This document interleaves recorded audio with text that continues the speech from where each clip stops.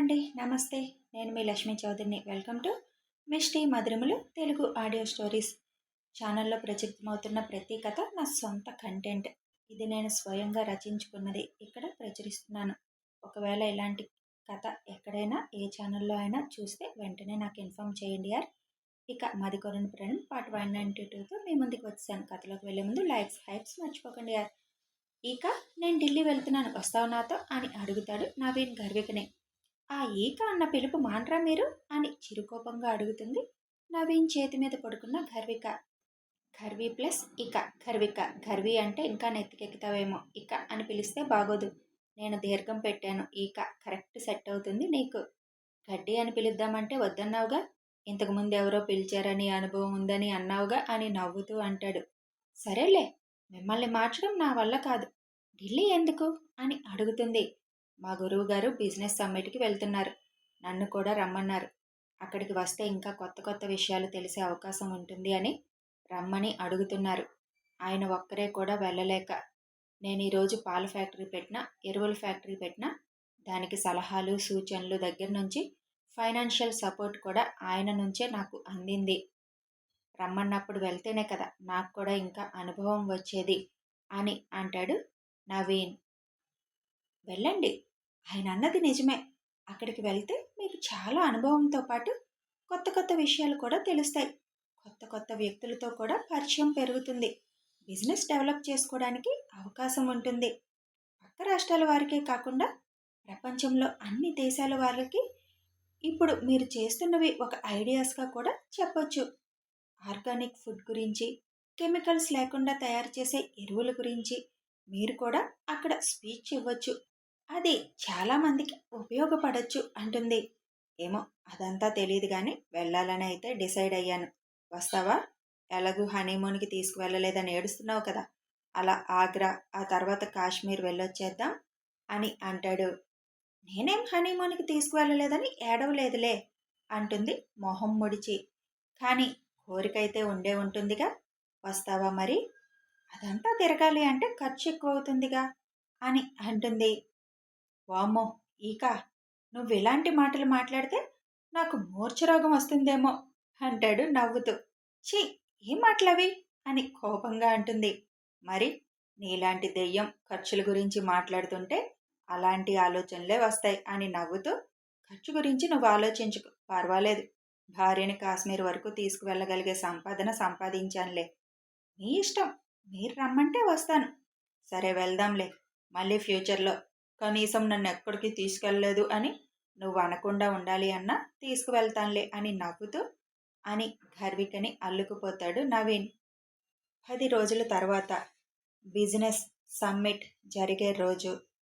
భూమి టీంలో ఇద్దరు టెన్షన్గా ఇంకా భూమి వాళ్ళు రాలేదు అని ఎదురు చూస్తూ ఉంటారు. భూమి, మిగిలిన వారు ఎక్కడ అని భూమి టీంలో ఇద్దరు మాత్రమే ఉండడంతో అడుగుతారు వాళ్ళని గైడ్ చేసే ఐపీఎస్ ఆఫీసర్. అదే తెలియడం లేదు అని అంటారు ఆ ఇద్దరు. వాట్, తెలియడం లేదు అంటే ఏంటి అర్థం? మీ అందరూ ఒక దగ్గరే కదా ఉంటున్నారు. ఇంకాసేపట్లో ప్రోగ్రాం మొదలవబోతుంది. మీరు చేయాల్సిందేంటో మీకు తెలుసు కదా. మీ టీం వాళ్ళే కదా స్టేజ్ మీద ఆసీనులైన గెస్టులందరికీ బొకేస్ అందించాల్సింది. ఇప్పుడు మీరే కరెక్ట్గా లేకపోతే ఎలా? అయినా అమ్మాయి అన్నీ పర్ఫెక్ట్గా చేస్తుంది కదా, అలా ఎలా ఇప్పుడు డిలే చేస్తుంది? ఎక్కడుందో కనుక్కో అని అంటాడు ఆయన.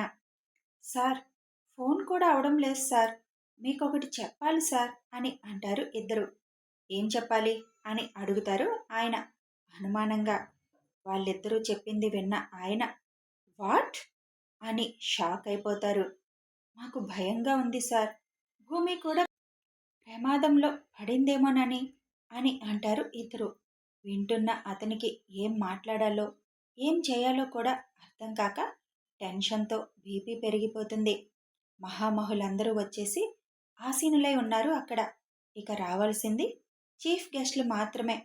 ప్రైమ్ మినిస్టర్, రాష్ట్రపతి, వివిధ రాష్ట్రాల ముఖ్యమంత్రులతో సహా విదేశీ ప్రముఖులు కూడా మరికొద్దిసేపట్లో అక్కడికి వస్తూ ఉండడంతో ఏం చేయాలో కూడా అర్థం కాలేదు.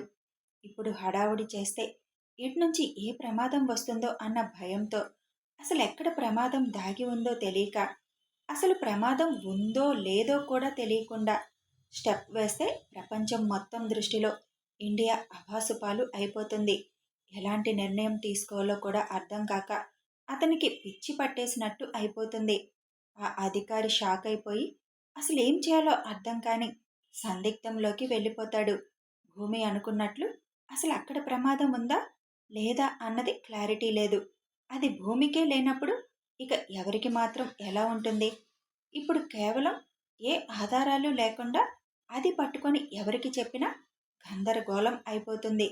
ఎంతో సగౌరవంగా చేపట్టిన ఈ సమ్మిట్ ఇప్పుడు గందరగోళంగా మారిపోతే దేశం ప్రతిష్ట దెబ్బతింటుంది.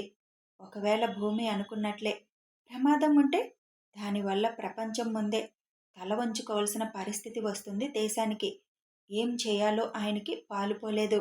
ఇంకో పక్క ఇంత సెక్యూరిటీ ఇంత చెకింగ్ ఉన్నాక అలాంటి పొరపాటు జరుగుతుందా అన్న ఆలోచన. కాకపోతే ఇంకెక్కడైనా అలాంటి ప్రమాదం ఎదురవబోతుందా అన్నది ఏమీ అర్థం కాక భూమి ఎక్కడుందో తెలుసుకునే ప్రయత్నం చేయండి ముందు. నేను వేరే ఎవరినైనా ఏర్పాటు చేస్తాను బొకేస్ ఇవ్వడానికి అని ఆయన చెప్పి అక్కడి నుంచి ఆలోచిస్తూనే వెళ్ళిపోతారు. అసలేమైనట్టు ఎవరి ఫోను అవడం లేదు అని వాళ్ళిద్దరూ ఆలోచిస్తూనే ఫోన్లు ట్రై చేస్తూ చుట్టూ గమనించడం మొదలు పెడతారు. మనం ఫోన్ ఆన్ చేశామని చూస్తే అవతల ప్రాబ్లం అవుతుంది అని అంటాడు అందులో ఒకరు. పర్మిషన్ అడిగాం కదా, మన వాళ్ళకి అవసరం కోసం అవసరమైతే చెప్పొచ్చులే అని ఇంకొకరు అంటూ ఫోన్లు ట్రై చేస్తూనే ఉంటారు. విజయ్, అద్వైత్ సమ్మిట్ జరిగే ప్లేస్కి చేరుకుంటారు. ఇంకా మొదలవడానికి టైం ఉంది కదా, ఇప్పుడే నన్ను లాక్కొచ్చావు అంటాడు అద్వైత్. ఇక్కడే కదా ఇవాళ నా చెల్లెలు కూడా ఉండేది, తనని కూడా చూసినట్టుంటుంది అని లాక్కు వచ్చానులే, వీలైతే మాట్లాడొచ్చు కదా అంటాడు విజయ్ లోపలికి అడుగు పెడుతూ. వచ్చిన ప్రతి ఒక్కరిని తరువుగా చెక్ చేస్తూ లోపలికి పంపిస్తున్నారు. అప్పటికే ఒక్కొక్కరుగా దేశ విదేశాల నుంచి వచ్చిన వాళ్ళందరూ అక్కడికి చేరుకొని ఆసీనులై ఉన్నారు. సందడిగా మారిపోయింది ఆ ప్రాంగణం మొత్తం. ప్రత్యేకంగా ఒక పెద్ద కన్వెన్షన్ హాల్లో ఏర్పాట్లు చేయించాలి అనుకున్నా ఎక్కువ మంది హాజరయ్యే అవకాశం ఉండడంతో సరిపోదు అని ప్రతిష్టాత్మకంగా తీసుకొని ఓపెన్ ప్లేస్లో ప్రత్యేక సెట్టింగులు వేయించి మరీ ఏర్పాట్లు చేయిస్తారు. అందువల్లే స్పెషల్ టీమ్స్ అన్నిటినీ కూడా పెట్టి సెక్యూరిటీ ఏర్పాట్లు చేయించారు. లోపలికి వచ్చిన విజయ్, అద్వైత్ చుట్టూ గమనిస్తారు. ఎక్కడైనా భూమి కనిపిస్తుందేమోనని ఫోన్ చేస్తారు. కానీ ప్రస్తుతం వాళ్ళ ఫోన్లు ఆఫ్లో ఉంటాయని ముందే భూమి చెప్పడంతో ఆ ప్రయత్నాన్ని విరమించుకుంటారు. అక్కడ ఉండే ప్రతి సెక్యూరిటీ మెంబర్కి ఆ ప్రదేశానికి ఎంటర్ అవగానే ఫోన్లు స్విచ్ ఆఫ్ చేసేయాలని, కేవలం వాకీ టాకుల్లో మాత్రమే వాళ్ళు మాట్లాడుకోవాల్సి వస్తుందని చెప్పడంతో ముందే భూమి ఇన్ఫర్మేషన్ ఇచ్చేస్తుంది తన వాళ్ళకి. అందుకే ఫోన్ అవ్వదనుకుంటారు విజయ్, అద్వైత్. ఇంకోవైపు ఢిల్లీలోనే సమ్మిట్ జరిగే దగ్గరలోనే ప్రముఖ హోటల్లో స్వీడన్ ప్రతినిధులతో సమావేశం అవడానికి అక్కడికి చేరుకుంటాడు దక్ష్. ముందు స్వీడన్ రావాలని వాళ్ళు ప్రతిపాదించి కూడా మళ్ళీ చివరి నిమిషంలో వాళ్ళు కూడా ఇండియా రావాలని నిర్ణయించుకొని దక్షకి ఇన్ఫర్మేషన్ ఇస్తారు. ఇండియాలోనే ప్రాజెక్ట్ సబ్మిట్ చేయొచ్చు అని. దానితో దక్ష్ కూడా ఢిల్లీ బయలుదేరి వచ్చేస్తాడు. అయితే సబ్మిట్కి వెళ్లే ముందే ప్రాజెక్ట్ సబ్మిట్ చేసేయాలని దక్ష నిర్ణయించుకోవడంతో హోటల్లో సమావేశం అవ్వాలని నిర్ణయించుకుంటారు. హోటల్లో అడుగు పెట్టాడు కానీ మనసంతా అలజడిగా అనిపిస్తుంది దక్షకి. అంతకుముందే 2 గంటల క్రితం భూమితో మాట్లాడతాడు. కానీ మనసు అలజడి ఎందుకు అర్థం కాలేదు. ఇదే అలజడి తన నల్లత్రాచు ఇంట్లో నుంచి వెళ్ళి ప్రమాదంలో పడినప్పుడు అనిపించింది. సేమ్ స్వీడన్ ప్రాజెక్టు కోసం స్వీడన్ వెళ్ళినప్పుడు. ఇప్పుడు కూడా అదే అలజడి తన మనసుకి తెలుస్తుంటే ఏమైంది నల్లత్రాచు, ఏం అవ్వబోతుంది అని అనుకుంటూనే ఫోన్ చేయడానికి కూడా ఇంకవదు కాబట్టి తన లొకేషన్ చూడడానికి ఫోన్ ఆన్ చేయబోతుండగా హలో మిస్టర్ దక్షత్ అని పిలిచిన పిలుపుకి తలెత్తి ఎదురుగా స్వీడన్ కంపెనీ సీఈఓ కనిపించడంతో ఇక ఫోన్లో తను చూడాలనుకున్న ప్రయత్నాన్ని విరమించుకొని ఫోన్ జోబులో పెట్టేసుకొని హలో అని పలకరిస్తాడు అతనిని. రండి, త్వరగా ముగించుకొని మనం కూడా బయలుదేరుతాం, ఇంకాసేపట్లో స్టార్ట్ అయిపోతుంది అనుకుంటా కదా అని అంటారు అతను. హా అని గుండె మీద చేయి వేసుకొని రబ్ చేసుకుంటూ లోపలికి వెళ్తాడు అతనితో పాటు దక్ష్. ప్రాజెక్ట్ వాళ్ళకి మొత్తం ఎక్స్ప్లెయిన్ చేసి దాన్ని వాళ్ళకి సబ్మిట్ చేయడానికి మినిమం గంటన్నర పైన టైం పడుతుంది. నువ్వు బాగానే ఉన్నావు కదా నల్లత్రాజు అనుకుంటూనే మొదలు పెడతాడు తన పని.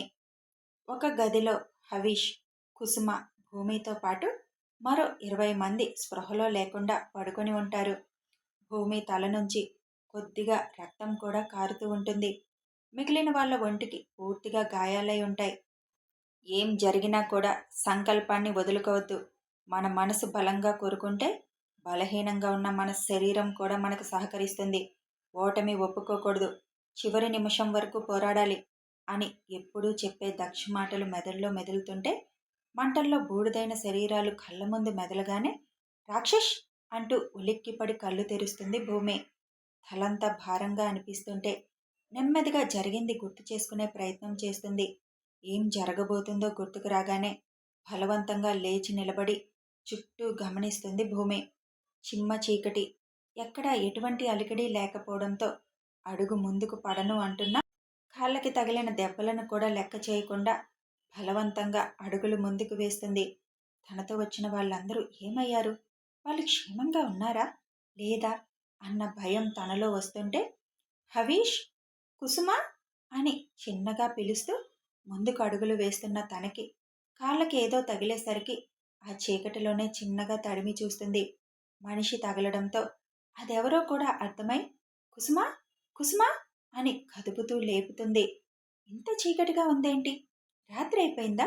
అంటే జరగాల్సిన నష్టం జరిగిపోయిందా అనుకోగానే భూమికి టెన్షన్ పెరిగిపోతుంది. నెమ్మదిగా అడుగులో అడుగు వేసుకుంటూ గోడల్ని తడుముతుంటే స్విచ్ బోర్డు తగిలి లైట్స్ వేస్తుంది. అప్పటి వరకు చీకటిగా ఉండి ఒక్కసారిగా వెలుతురు రావడంతో కళ్ళు మూసుకొని నెమ్మదిగా కళ్ళు తెరిచిన భూమి చూసేసరికి ఆ రూంలో అక్కడక్కడ హవీష్, మిగతా ఇద్దరే కాకుండా తనతో పాటు వచ్చిన పోలీసులు కూడా స్పృహ లేకుండా పడి ఉండడం చూసి ఓ గాడ్, వీళ్ళు అనుకున్నది చేసేసి ఉంటారుగా అని టైం కోసం చూస్తుంది.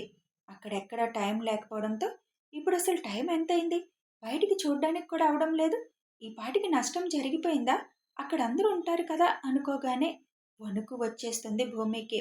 అందరినీ లేపడానికి ప్రయత్నం చేస్తుండగా ఒకరి చేతికి ఉన్న వాచి చూసి ఫాస్ట్గా అడుగులు వేసుకుంటూ వెళ్ళి టైం చూస్తుంది. టైం 9:30 AM చూపిస్తుంటే అంటే మేమెలా స్పృహ తప్పి పడిపోయి 2 గంటలే అయ్యిందా? వెంటనే నేను ఇక్కడి నుంచి బయటపడాలి, జరిగే దారుణాన్ని ఆపాలి అని అప్పటికప్పుడు లేని బలాన్ని తెచ్చుకొని హవీష్ని వాళ్ళందరినీ లేపడానికి ప్రయత్నిస్తుంది.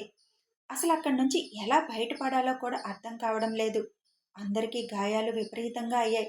తన మాటని నమ్మి వచ్చిన పోలీస్ ఆఫీసర్ కూడా తీవ్ర గాయాలు పాలు అవడం చూసి బాధగా అనిపిస్తుంది భూమికి. అసలు మేము ఇక్కడికి వస్తున్నట్టు తెలిసింది ఇద్దరికే కదా. ఆయన చెప్పిన డైరెక్షన్లోనే కదా వచ్చాం. అంటే ఆయన కూడా దొంగేనా? ఓ గాడ్! ఇప్పుడు ఎలా ఇక్కడి నుంచి నేను బయటపడాలి? జరిగే దారుణాన్ని ఆపాలి, లేదా ముందు నా రాక్షసుకైన విషయం తెలియజేయాలి. ఆయనైనా దాన్ని ఆపుతారు కదా అని అనుకోగానే ఫోన్ల కోసం వెతుకుతుంది. ఎవరి దగ్గర ఫోన్లు దొరకవు. ఇక్కడే కూర్చొని టైం వేస్ట్ చేసుకోలేక బయటకు వెళ్ళాలి అనుకుంటూ హెల్ప్, హెల్ప్, ఎవరైనా ఉన్నారా అని గట్టిగా కేకలు వేస్తుంది. భూమి అరుస్తున్న అరుపులకి నెమ్మదిగా కొంతమందికి స్పృహ వస్తుంది. అందులో పోలీస్ ఆఫీసర్కి కూడా స్పృహ రాగానే భూమిని పిలుస్తారు చిన్నగా. సార్, మనం వెంటనే జరిగేదానిని ఆపాలి, ఏదో ఒకటి చేయండి సార్ అని భూమి అతని దగ్గరికి వెళ్ళి అంటుంటే నువ్వు ఇక్కడి నుంచి బయటపడాలి, ఎలా అయినా నువ్వే చేయగలవు, ఇక నీ చేతుల్లోనే ఉంది, ఎవరు ఏమీ చేయలేరు. మొదటి నుంచి నువ్వే కదా దీని గురించి తెలుసుకుంటూ వచ్చావు. ఎవరిని నమ్మడానికి కూడా లేదు. డైరెక్ట్గా నువ్వే అక్కడికి ఎంటర్ అయిపో.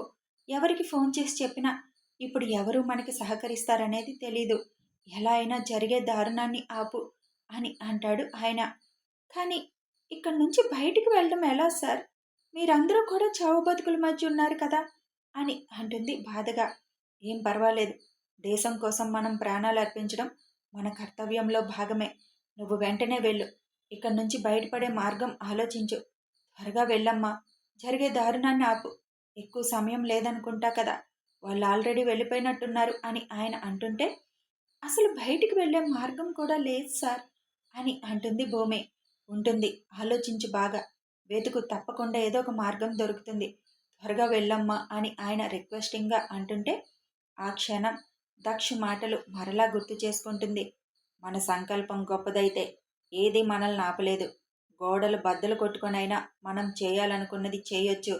బలంగా మనం అనుకోవాలి, చేయాలి అని తన పతిదేవ్ చెప్పిన మాటల్ని గుర్తు చేసుకొని లేని ఓపికని తెచ్చుకొని కుసుమ చున్నీ అక్కడ పడి ఉంటే దానిని తీసి తలకి గట్టిగా చుట్టి కట్టేసుకుంటుంది. అణువు అణువు వెతకడం మొదలు పెడుతుంది అక్కడి నుంచి బయటపడే మార్గం కోసం. స్పృహ వచ్చిన నలుగురైదుగురు పోలీసులు కూడా భూమికి సహకరించడం మొదలు పెడతారు. ఓపికలు లేకపోయినా ఇంకో పక్క స్టేజ్ మీద నుంచొని అక్కడికి వచ్చిన అందరినీ ఉద్దేశించి మాట్లాడుతూ దేశ గౌరవం గురించి చెబుతూ సమ్మిట్లో జరగబోయే ప్రతి అంశాన్ని గురించి వివరిస్తూ యాంకర్ తన పని తాను చేసుకు వెళ్ళిపోతుంది. అప్పుడే అక్కడికి ఐజీ రావడంతో, సార్, మీరు పంపించిన పోలీసులు భూమి వాళ్ళు ఇంకా ఇంతవరకు ఇక్కడికి రాలేదు సార్, వాళ్ళు క్షేమంగానే ఉన్నారా అని అడుగుతారు భూమి టీమ్మేట్స్. వాళ్ళు బాగానే ఉన్నారు. వాళ్ళు వెళ్ళిన పని ఏమీ చిన్నది కాదు కదా, అదంతా పూర్తి చేసుకొని రావాలి. అయినా ఈ విషయాలు మాట్లాడే టైం ఇప్పుడు నాకు లేదు. సెక్యూరిటీ గురించి చూసుకోవాలి. డిఐజీ వాళ్ళు, ప్రైమ్ మినిస్టర్ వాళ్ళందరూ ఇంకో గంటలో ఇక్కడికి రాబోతున్నారు అని అంటూ అతను అక్కడి నుంచి వెళ్ళిపోతాడు. ఈయనేంట్రా ఇంత సింపుల్గా చెప్పేస్తున్నాడు అని అనుకుంటూ ఉండగానే వాళ్ళకి అక్కడ షీలా కనిపించడంతో, ఇదెలా వచ్చిందిరా ఇక్కడికి అంటే భూమి వాళ్ళు అనుకోగానే టెన్షన్గా షీలాని ఫాలో అవుతారు ఇద్దరు. వాష్రూమ్ వైపు వెళ్ళి షీలా చేసిన పని చూసి షాక్ అవుతారు ఇద్దరు. కథ కొనసాగుతుంది. మరి వాళ్ళేం చూశారు? భూమి ప్రమాదం నుంచి బయటపడి జరిగే దారుణాన్ని ఆపుతుందా? అసలు ఎలాంటి దారుణం జరగబోతుంది తెలియాలి అంటే కథని ఫాలో అయిపోండి. వీడియో నచ్చితే లైక్ చేయండి, షేర్ చేయండి, కామెంట్ చేయండి, సబ్స్క్రైబ్ చేసుకొని సపోర్ట్ చేయండి. Thanks for watching.